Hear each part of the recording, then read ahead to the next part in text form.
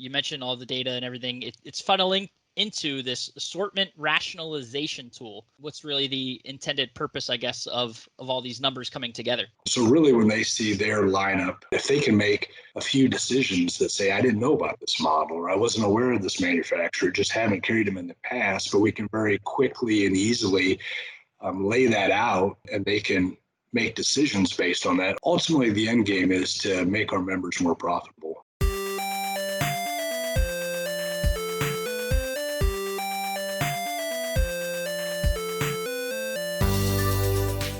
Let's talk about art for a minute. And the art that we're referring to is not, what you might find in a museum, although maybe, the way I think about data and how data is used, data visualizations are so visual that maybe sometimes they ought to end up in a museum on display for all to see because they do look so good. But this art is a little bit different, and that right there was Mike Collier, newly hired, just a couple weeks fresher than I am here at Nationwide as our Senior Director of Retail Merchandising. Mr. Collier was brought in and has quickly helped to build something that has become known as the Assortment Rationalization Tool. Obviously a mouthful, but a tool that means a lot, and the three letters combined give us art. And the way Mike describes it, it's we had a great conversation around this new art tool. It's all about the data. The Nationwide members have been providing data to Nationwide, about all sorts of different things. We've got our, retail sales analytics outfit that looks at everything from POS data to, numbers that vendors provide and all sorts of great things that come together. And, when they're all spread out, they don't really maybe mean a lot, or it's hard to comprehend sort of what's able to be brought out of those numbers. But that's where art comes in. And it's a really phenomenal tool that, just launched here at Nationwide, and one that we're, very excited about. So I spent some time with Mike talking about the possibilities, what it's going to do for members, how it works, and all that sort of stuff, and kind of explain simply, assortment rationalization tool is, something that helps members rationalize their assortment, just to turn the words around. You can look at what you're offering in store, sort of how it compares to, what others in the membership and market are offering, how they're performing, all that sort of thing, to really help make your show floor efficient and see if you're, capitalizing on opportunities across price points, brands, and all that sort of thing. Right now, a tool that is available for appliance dealers, it covers the appliance category, but, we talk about, the future of the tool and where it could go from here, and just a lot of great stuff. I feel like I'm stealing his thunder, so I want to stop doing that and really dive into it, because it's Collier, Mike Collier's words that I think are gonna stick here and mean a lot, and you'll learn a lot from in this episode. So some really good stuff, and we'll just dive right into it. So here we are with Mike Collier, our Senior Director of Retail Merchandising, talking about art.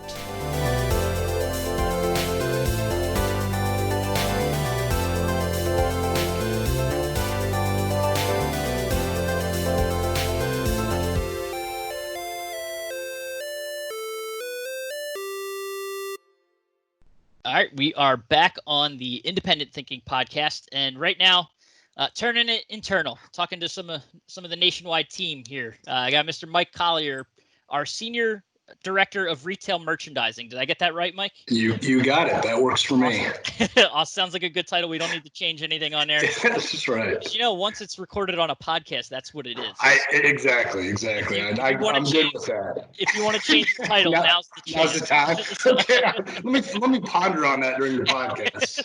See if we can come up with something new by the end of it. Exactly. No, that's awesome, Mike. I appreciate you taking the time to join. And correct me if I'm wrong, we're just only like a few weeks apart, I think, in terms of when we started with Nationwide. So I was in October, and I think you started in December? I was in January. Yep, early January. Yep, just after the first of the year this year. Awesome. Well, hey, welcome to the team from another newbie. And well, thank you. That's the same to you, my friend. Thank you. So tell us a little bit about your time prior to joining the Nationwide family. Yeah, absolutely. I've been in the kitchen appliance industry for somewhere around 20 years. Started and did a little bit of retail. and then worked for Maytag Appliances out of school from about 99 to 2006, and then Electrolux Appliances for about 11 years. And then in 2017 was recruited out of the industry to venture into the world of commercial office furniture. So Nice. did that for about 2.5 years, and then just really decided I missed the contacts, missed the members, missed the kitchen appliance industry. As some people could be listening and thinking that is a crazy notion, but I did. So after 2.5 years, searched around to figure out what's next, and I'm extremely pleased and happy to be with the Nationwide Marketing Group now for almost 6 months. That's awesome. Well, what is it that explain it to the that craziness to us about what it is about the appliance space that what made you want to come back to it?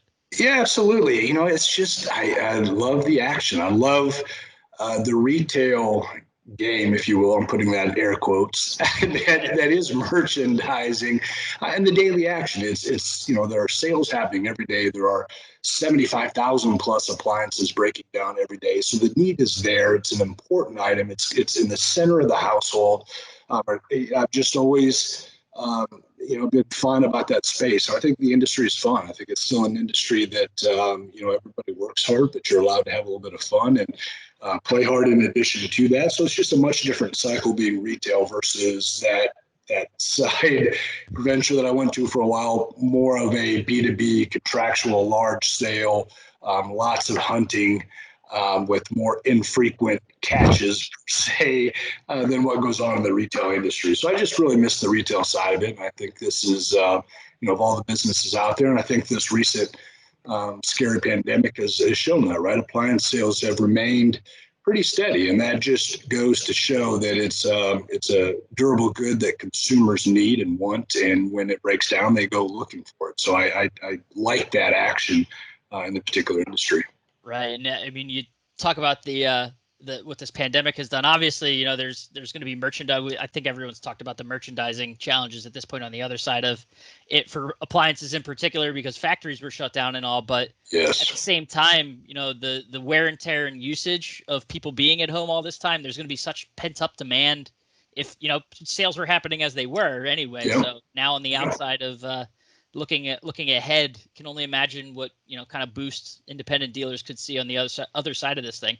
Yeah, absolutely. And as a person, that's largely traveled for their career the last 20 years, spending, on average 2 or 3 nights a week in a hotel, I've eaten more meals at home with my family these past 3 months than I probably have in the past 3 years combined or more. So, I mean, that's a nice benefit, but you're right. That's wear and tear on our appliances. They're working overtime, as is my grocery bill. But they have finite lifespans, right? So the more you use them, the slightly shorter that becomes. And I think we've seen that in the industry. And you're right. Right now, demand is exceeding supply, but we all look forward to that getting back in check at some point soon. Yeah, and wear and tear on family life, let me tell you. Are they ready to see you go back on the road? At times, yeah. Yes, at times I think so, perhaps. They're not used to this other voice in the house telling 3 kids what to do and when to get off video games and when to pay attention and listen to their mother. It's new to them as well. So we're actually, wouldn't trade in the time for anything in the world. But yeah, it's just, when you're accustomed to traveling, that just becomes a routine, and you figure out how to work around that. So for them, this is new for all of us. Certainly can appreciate, and I'm with you. So that's it's something. But I do know at the very least, Nationwide has been keeping you busy with all this time at home. Yeah, for sure. We've got a really cool tool to talk about that we'll dive into. That is really the headline for this podcast. But before that, when you came into the Nationwide team and ready to get rolling, what were sort of your expectations for the role, and what do you kind of see yourself being? What do you see the main focus for you being in this role at Nationwide? Yeah, great question, Rob. I appreciate it. That was really, this tool was really kind of the genesis of what brought me over. It was really about, hey, we've got a lot of awesome data at our disposal, and the data team has done an unbelievable job over the past few years collecting this data. So really the notion was, what can we do with that data to turn it back out, to make it member facing, and put it in a usable format where the members can see this data, see this tool, and be able to make really meaningful business decisions from that data. So that's really the name of the game. You know, the term big data has been out there, right, for decades, and there are a lot of companies that specialize in that. But it's really about what you do with that data. So the focus for me coming into this role in a merchandising fashion is to figure out what to do with this data, how to get it back into members' hands so that they can quickly, and that's an operative word, quickly make decisions and make decisions that will help their business, their top line revenue, their profitability, et cetera. That's awesome. And an unplanned segue too, because you know, you mentioned all the data and everything. It's funneling into this assortment rationalization tool, ART. It's a mouthful, right? Yeah, right. Assortment rationalization tool, which thankfully is just 3 letters, and they come together nicely to give us ART.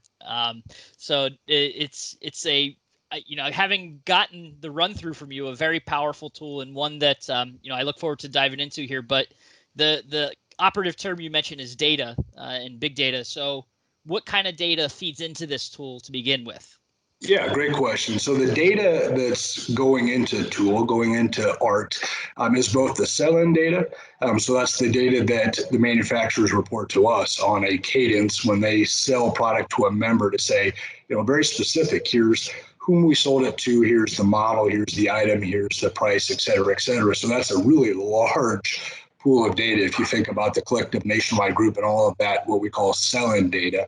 Then the second part to that is that point of sale, that POS, or we call it with the nationwide marketing group, retail sales analytics, RSA. That's the other side of that. So when you combine what's selling into our members with what those members report out to us from a POS standpoint, so some 70 to 80 members who report in POS, which is a really large chunk of business from retailers of all sizes, you know, small to big.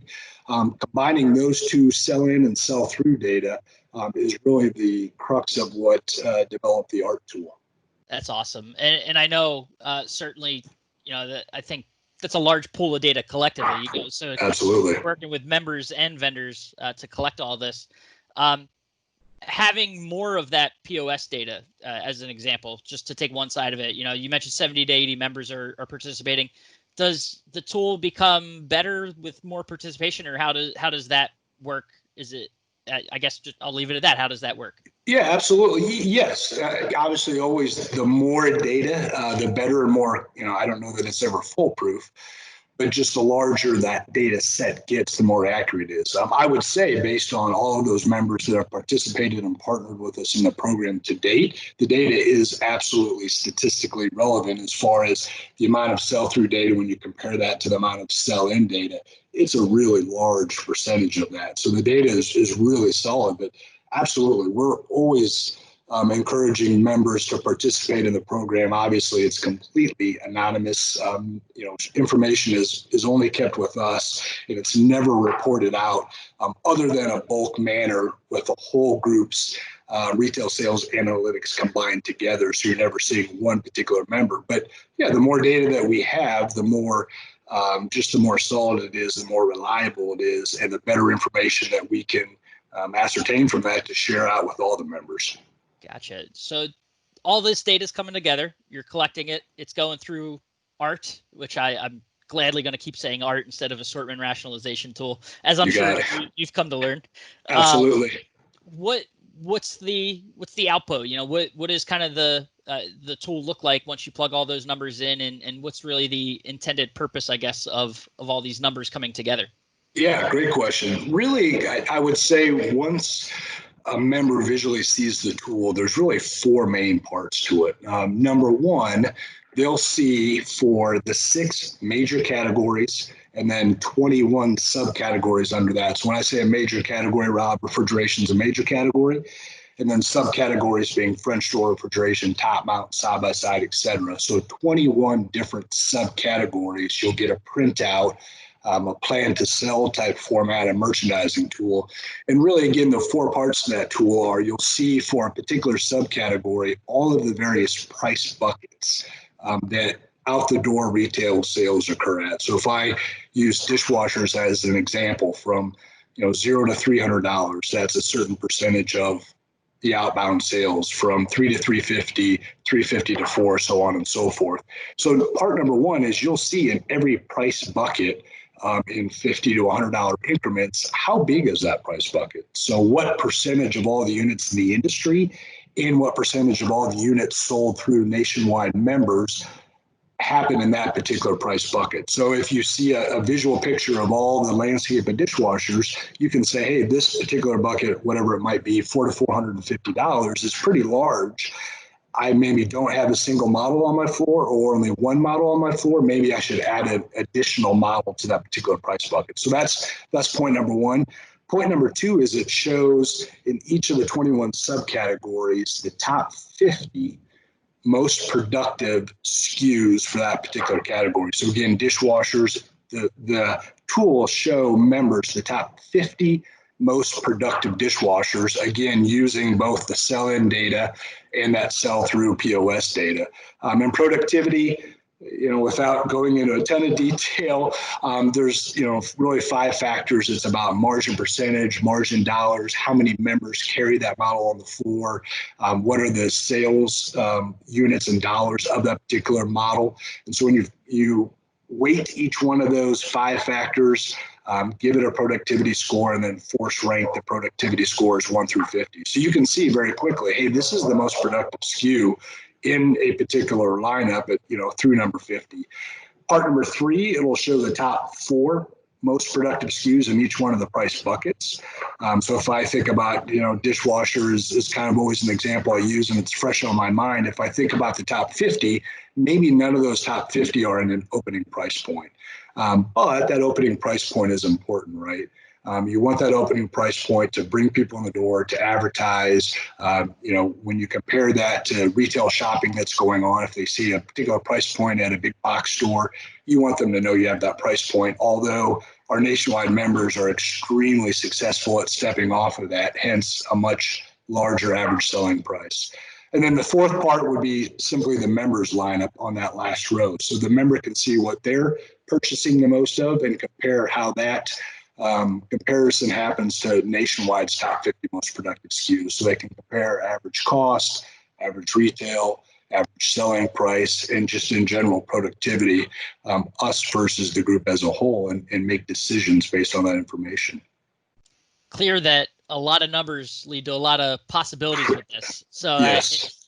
I mean, can almost seem overwhelming to a member. So what if you start to see that kind of deer in headlights look on a member as you're talking to this, what's sort of the follow-up then from you to make them feel like this is a comfortable tool and something that is worth the time investment in really getting and wading into these numbers? Yeah, this is definitely a scenario of a picture is worth 1,000 words. I probably just rattled off, 1,000 words, right? A picture would have done it justice very quickly. But this is a podcast, so everybody's listening, so you can't paint a mental picture. So when you look at the tool, those 4 parts inherently make sense. You'll be able to see the price buckets, how big they are, what percentage they are, what are the top 50, what are the top 4 by price bucket, and then how does that members lineup compare. So I think visually, when you look at it and you even see pictures of the models, you can easily spot that this particular price bucket in whatever 21 subcategory is a big percentage of dishwasher category, and they'd see a picture that I only have 1 or 2 models in that. So visually you can see maybe that's an opportunity to put a new piece on the floor, or visually they can answer the question, I'm thinking about adding a new manufacturer perhaps to my lineup. I don't carry these brands 1, 2, and 3. How do those brands 1, 2, and 3 look on the overall top 50 most productive SKUs if I'm thinking about that? Or I am going to bring on a new vendor to my assortment, when I look at these various subcategory layouts, which model should I put on my floor? That's a really quick one to see. And a great example, I had one of our MSMs call me last week, had been involved in the development of the tool, knew it was coming along, and said, hey, I've got a member that's bringing on a new line. They'd like to use the tool to be able to see which models they should carry and which they should floor. So I think speed being an operative component of this, very quickly it could go run the reports, send those reports over to say, okay, I'm bringing on this vendor. Here's the best selling SKUs from that vendor in each category for nationwide, so they know which models to put on their floor. That's awesome. This may be another way of asking exactly the way you just answered, but when members dive into this, maybe this is more like a high level question for the tool itself. And knowing data and knowing how these kinds of reports can spit out, there's a million ways you can slice this and use it. But if there was, one sort of answer as far as how you would hope members use this tool or what they use it for, what would that answer kind of look like for you? Yeah, that's a great question. I would say we've ran a lot of scenarios and we've seen where, perhaps moves in SKU A to SKU B. And if you think about all of the sales that happen for an appliance retailer and how many that could be, ultimately the end game is to make our members more profitable. So really when they see their lineup and they see their average cost and their average retails and what they're selling and comparing that, if they can make a few decisions that say, I didn't know about this model, or I wasn't aware of this manufacturer, just haven't carried them in the past, but we can very quickly and easily lay that out in factual information using the ART tool, and they can make decisions based on that. Ultimately, we're endorsing this to help members be more profitable. And I think that's the name of the game. There isn't anybody out there that wouldn't want to increase profitability 1, 2, 3, 5%. And if this tool can offer a share of that, I think that's the name of the game. Gotcha. And I know, anyone listening knows that we've talked a lot about appliances. This is obviously a tool that, has right now it launched with appliances in mind. Is there opportunity to expand that beyond, or is it maybe even something you're already working on to expand this beyond just the appliance category? I think there absolutely is. You obviously start somewhere. Appliances seem like a natural start. It's a large share of the business. And again, just everything that we've gone through recently with the pandemic, it's been fairly consistent and performing pretty well. So we did start there. I definitely think there's opportunities to expand this into other categories. There may be different formats of how we look at data and different attributes that we get from data feeds and data out feeds, et cetera. But I definitely think that opportunity exists. It's awesome. And certainly, having waded through it myself and, seen everything that as you kind of presented it to us, strongly powerful. Sound double positive, I guess. Is that strongly powerful tool?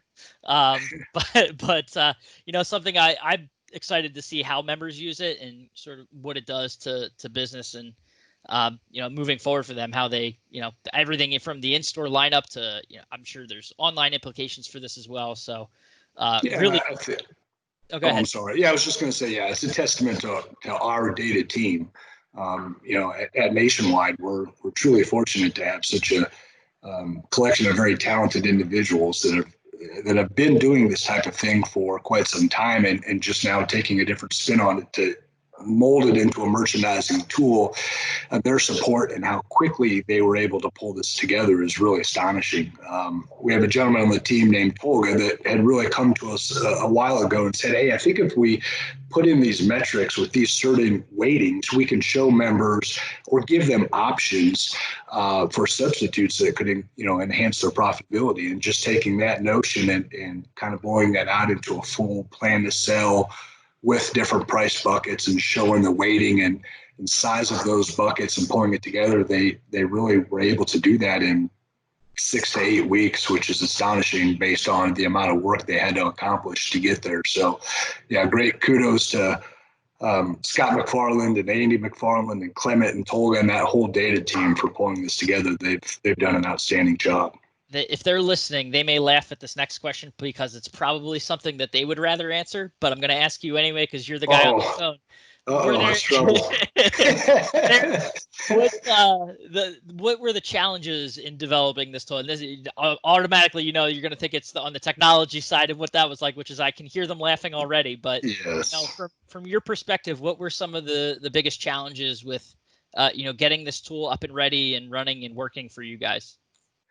Yeah, boy, you nailed it on the head. That they could probably give you an answer that goes on and on. They are the skilled technical guru experts. I would just say from my perspective, and again, my lens being merchandising, it's a lot of inputs. And so how do you boil that down? And I know, via a podcast to talk through it, again, viewing it and talking about it are two completely different things. But the challenge is just taking all these inputs and not trying to boil the ocean, but say these are the most important. At some point, you have to draw a line and say, let's show the top 50 most productive. That number made sense. How do you visually put that in front of folks so they can really quickly look at it and make decisions? There's just, again, taking a massive amount of data. Being able to boil that down and make it talk to each other and come together cohesively is a challenge with the team. Clement and Andy and Tolga and team were up to the task and did a phenomenal job making it all work. And we're really excited about the end result. And the end result isn't the end result either, which is the cool thing. So I mentioned earlier, we took our entire field team through this week. They'll be going out talking to customers about it, and the team is ready for feedback. What if you tweak this or showed it this way or additions to make to it? So, we've got the commitment that it's really a living document that can always evolve and bring more value to the members, that's all we're all trying to accomplish, right? Is value to our members. So they'll continue to update and tweak it with member feedback. So we're ready and welcoming that feedback coming back in. Yeah. And that's always been, I think, thinking about ways I've worked with data and used data to create reports and stuff like that, that one of the most wonderful things about data is that it is living and breathing and constantly changing, which means it can inform how you use the tool, how you develop a tool like this, and kind of it not future proof it, but it's something that can constantly develop and improve upon itself. Absolutely. And this is cool because we can actually make decisions now with data. And I'll never forget, early on in my career, I had a sales territory, and the merchant there was a tremendous person and had previously ran merchandising for a large box store, and now it was kind of back at an independent retailer in his hometown. And he told me early on in his career, he was actually a women's shoe buyer for Nordstrom's or Macy's, or I forget whom it was now at this point. But he always said that taught him, you never really know what the end consumer is going to buy. He said whatever he thought was a good-looking shoe wouldn't sell at all. And whatever he thought was an ugly shoe sold off the shelves. So really, appliances aren't maybe quite that finicky, but I think it takes away that gut feeling for merchandising that I'm going to put this on my floor because I like it. I think it's a cool model. I think it's going to sell. This brings data to it. And so you can see in black and white the data of what is selling, at what retail price point it's selling, what does that lend itself for profitability for our members, and how can our members use that to enhance their increase their profitability. That's awesome. And kind of a cool way it sort of lends itself to what I was going to close with. And that's kind of what is next for this tool. Obviously, the data is going to dictate, how it's used, how it develops. But, early on, we're barely, I think, a week into it being active and live. Yep. But, what are you already looking to, as this tool is now out there in the public out there with our members and being used and all that kind of stuff? Yeah. I mean, ideally, our vision is to get this, from a historical data-driven tool where you can still make decisions today that'll make more profit tomorrow. How do we get this to a front-looking tool? How do we say, okay, as we sit here, Rob, in June, July 4th is coming up, or let's go out even further, Labor Day is coming up. So how do we look ahead to have the member put in dates of Labor Day into the tool to see what will be on PMAP, to see what promotions are out there, and make future decisions for merchandising, for promotions, for sales, for flooring, based on events coming in the future versus looking at historical data from the past or data today. So I think if we can get there, which we will work towards, that would be a pretty powerful tool as well.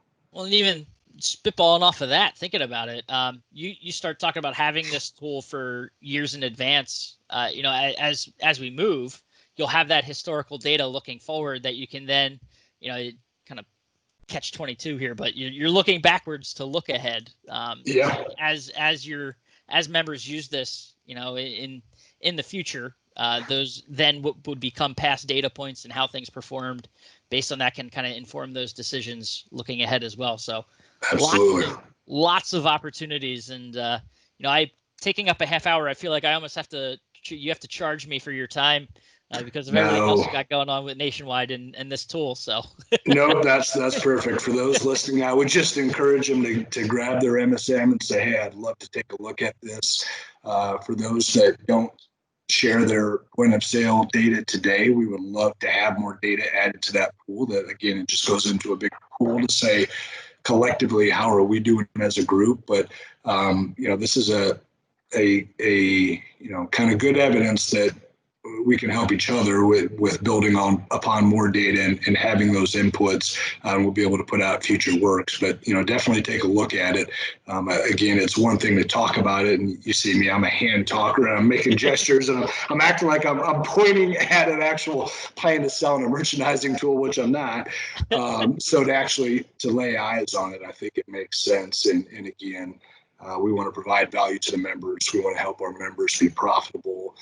We're excited about this. This is, really this tool doesn't exist out there anywhere else. And that's, that goes to all the data that we've collected for years and continue to collect, and the data that we have that we can, that the team can build a tool like this to help our members. So we're excited about it.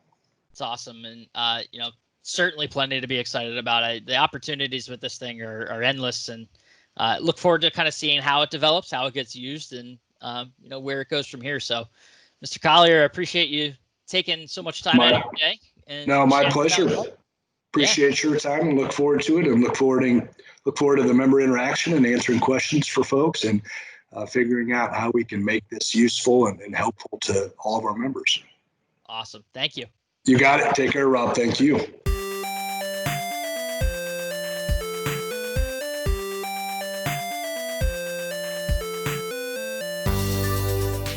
Awesome. And a huge thanks again to Mike for taking time, chatting with us. Maybe almost gave him a new title there at the beginning, but no, we had some fun talking about this assortment rationalization tool, everything it's going to provide to members, and sort of where he goes from here with it. So something really powerful. I'm someone that likes to get my hands deep into data, so I look forward to kind of messing around with this and seeing what we can learn from it and how we can help our members improve their business. So as always, appreciate you taking the time to listen to the Independent Thinking Podcast, and we will catch you next time.